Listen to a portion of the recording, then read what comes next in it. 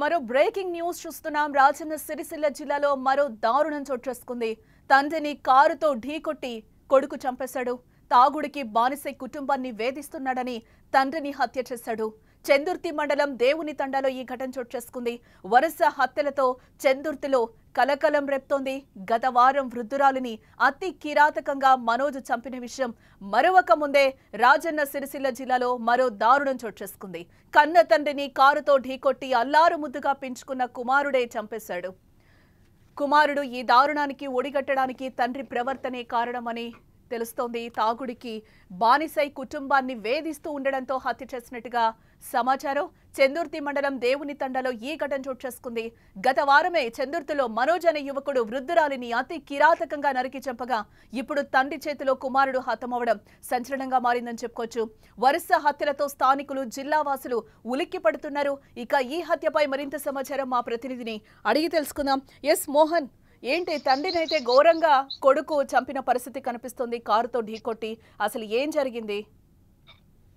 ఈ చందుర్తి మండలం దేవుని తండలో జాటోతు రాజేష్ అనే ఒక అతను వాళ్ళ తండ్రిని, తిరుపతి అనే ఆ తండ్రిని నిన్న సాయంత్రం పూట కారుతో ఢీకొట్టి 1-2 సార్లు అటు ఇటు దింపి చంపిన ఘటన మనకు ఈ జిల్లాలో, ఈ స్థానిక చందుర్తి మండలంలో కలకలం రేపుతుంది. ఇతను తిరుపతి, అతను హార్వెస్టర్ మీద వేరే రాష్ట్రాలకు పనుల మీద వెళ్తా ఉంటాడు. రెగ్యులర్ గా వచ్చేది ఒక సంవత్సరంలో 2-3 నెలలే ఇంటికాడ ఉంటాడు. ఆ ఇంటికాడ ఉన్నప్పుడు భార్యతో గొడవలు జరిగేది.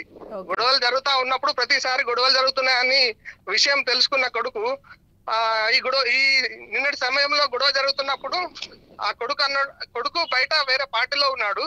తల్లి ఫోన్ చేసి ఇట్లా గొడవ జరుగుతుందనేటప్పుడు డైరెక్ట్ ఆయన క్షణికావేశంలో ఆలోచించకుండా కారు తీసుకొచ్చి డైరెక్ట్ ఢీకొట్టి 1-2 సార్లు ఎక్కించడం వల్ల ఆయన అకస్మాత్తుగా స్థితిలో వెళ్ళిపోయాడు. వెళ్ళిపోయిన తర్వాత స్థానికులు ఉండి హాస్పిటల్కు తీసుకెళ్లే క్రమంలో చనిపోవడం జరిగింది.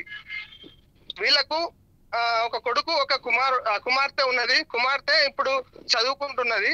ఇది కుటుంబ కలహాలల్లా క్షణికావేశంలో అటు కుమారుణ్ణి స్థానికులు ఎందుకు చేసినారో బాబు ఇట్లా అడిగితే ఆ స్థానికులు చెప్పిన వివరాల ప్రకారం ఏంటంటే క్షణికావేశంలో అతను కూడా ఆ టైంకు తాగే ఉన్నాడు, కొడుకు కూడా. ఇది జరిగిన పరిస్థితి ఇక్కడ.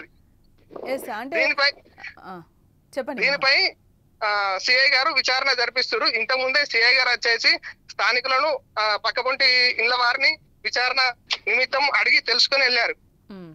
అంటే ఈ ఘటనకి సంబంధించి అతని భార్య మాట్లాడడం జరిగిందా? ఎవరైతే చంపారో కొడుకు ఏమైనా మాట్లాడడం జరిగిందా ఈ ఇష్యూకి సంబంధించి? అదే కోపంలోనే చేశాను అని చెప్పి తను ఏమైనా రియలైజ్ అవ్వడం జరిగిందా ఏంటి మోహన్? అంటే కొడుకును మనం విచారించలేదు. ఆయన ఆల్రెడీ జైల్లో ఉన్నారు.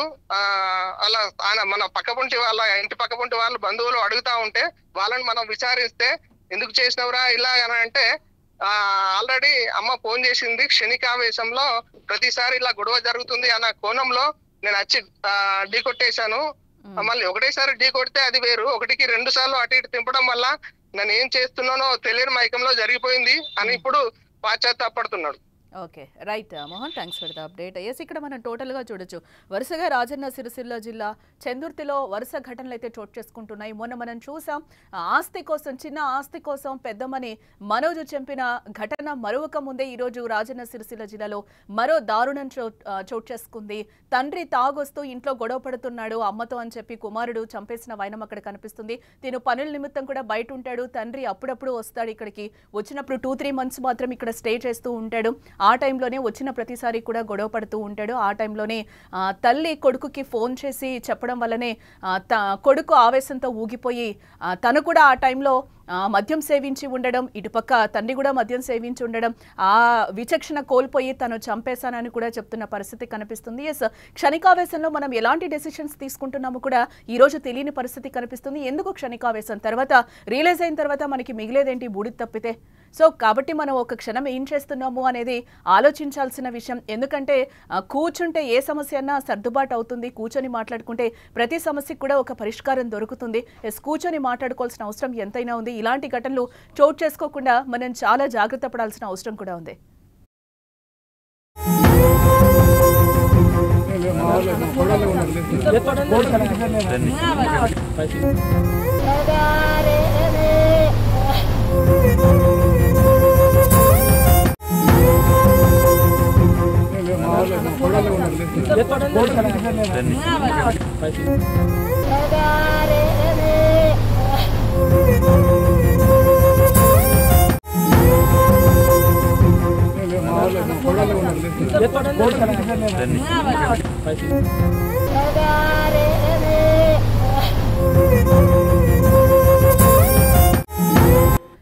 ఎస్ ఇక్కడ మనం చూడొచ్చు రాజన్న సిరిసిల్ల జిల్లాలో ఎటువంటి దారుణం చోటు చేసుకుందో ఆ తల్లి కూడా బాధపడుతున్న పరిస్థితి అక్కడ తట్టుకోలేక కొడుకుకైతే చెప్పింది విషయం గొడవ పడుతున్నాడు నాన్న అని చెప్పింది అదే టైంలో అక్కడ కొడుకు కూడా ఫంక్షన్లో ఉన్న పరిస్థితి కనిపిస్తుంది వెంటనే వచ్చి అక్కడ తండ్రిని కారుతో ఢీకొట్టి 2 సార్లు చంపేయడం ఎవరికి కూడా అందరికీ కూడా ఇది తీరని శోకం ఆ కుటుంబాన్ని పెద్దని కోల్పోయిన పరిస్థితి అయితే కనిపిస్తుంది అక్కడ తల్లి కూడా బోరున విలిపిస్తున్న పరిస్థితి అయితే కనిపిస్తుంది అక్కడ మనం చూస్తున్నాం అంత వాతావరణం కూడా ఒక స్తబ్దుగా మారిపోయిన పరిస్థితి అయితే కనిపిస్తుంది ఎస్ ఏదేమైనా కూడా తండ్రిని చంపడం అనేది చాలా దారుణమైన విషయం ఎందుకంటే అది క్షమించరానిది ఎందుకంటే ఇక్కడ కూర్చొని మాట్లాడుకుంటే సమసిపోతాయి సమస్యలన్నీ కూడా కానీ క్షణికావేశంలో మనం ఎలాంటి నిర్ణయాలు తీసుకుంటాం తండ్రిని కోల్పోయాం ఇంటి పెద్దని కోల్పోయాం ఇప్పుడు తిరిగి వచ్చేది మనకి ఏమన్నా ఉంటుందా ఆ తల్లి బాధని ఎవరు తీరుస్తారు తండ్రిగా కూడా నీకు తండ్రి నాన్న అని పిలిచే పిలుపు కూడా ఉండదు కదా ఆఖరికి అంటే క్షణికావేశం మద్యం మత్తులో మనం ఏం చేసాం విచక్షణ కోల్పోతున్నామా విచక్షణ ఎందుకు కోల్పోతున్నాం అదే తండ్రి తాగుతున్నాడు అని చెప్పి ఈరోజు చంపిన పరిస్థితి నువ్వేం చేసావు ఆఖరికి ఒక కుటుంబంలో ఒక తీరని శోకాన్ని మిగిల్చిన వాడి అవుతావు కదా ఎప్పటికీ దీన్ని క్షమించుకోగలుగుతావా నీ మనస్సాక్షికి చెప్పుకోగలుగుతావా తల్లికి ఏం చెప్తావు వచ్చి గొడవ పడ్డాడు అని చెప్పింది కానీ చంపే అని తల్లి చెప్పలేదు కదా విచక్షణ ఎందుకు కోల్పోతున్నావు ఒకసారి కూర్చొని ఆలోచించండి కూర్చొని మాట్లాడుకోండి సమస్యలన్నీ సమసిపోతాయి ప్రాణం పోతే తిరిగి వస్తుందా ఆ ప్రాణం కోసం ఎంత తాపత్రయపడతాం ఎవరిచ్చారు ఒకరిని చంపుకునే హక్కు